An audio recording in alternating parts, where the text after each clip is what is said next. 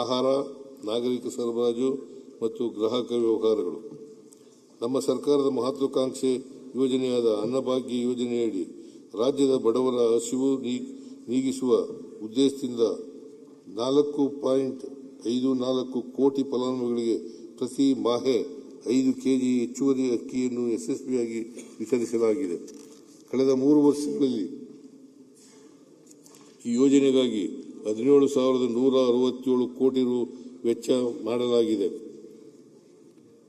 ಪ್ರಸ್ತುತ ನೀಡಲಾಗುತ್ತಿರುವ ಹೆಚ್ಚುವರಿ 5 ಕೆಜಿ ಅಕ್ಕಿ ಬದಲಾಗಿ ಪ್ರತಿ ಮಾಹೆ ಪೌಷ್ಟಿಕಾಂಶವುಳ್ಳ ತೊಗರಿಬೇಳೆ, ಸಕ್ಕರೆ, ಉಪ್ಪು ಮತ್ತು ಅಡಿಗೆ ಎಣ್ಣೆ ಒಳಗೊಂಡ ಇಂದಿರಾ ಆಹಾರ ಕಿಟ್ ವಿತರಿಸಲು ಉದ್ದೇಶಿಸಲಾಗಿದೆ. ಇದಕ್ಕಾಗಿ 26-27ನೇ ಸಾಲಿನಲ್ಲಿ 6,200 ಕೋಟಿ ರುಗಳನ್ನು ಮೀಸಲಿರಿಸಲಾಗಿದೆ.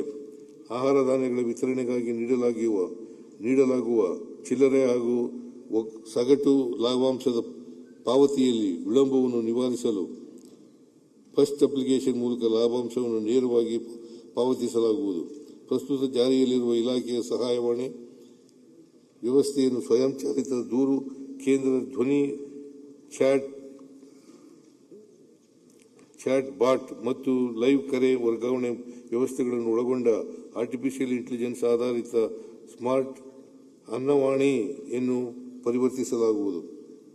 ದಾಸೋಹ ಯೋಜನೆಯಡಿ ಈಗಾಗಲೇ ರಾಜ್ಯಾದ್ಯಂತ 274 ಕಲ್ಯಾಣ ಸಂಸ್ಥೆಗಳ 32,059 ಫಲಾನುಭವಿಗಳಿಗೆ 14 ಕೋಟಿ ರು ವೆಚ್ಚದಲ್ಲಿ ಆಹಾರ ಭದ್ರತೆಯನ್ನು ಒದಗಿಸಲಾಗುತ್ತಿದ್ದು,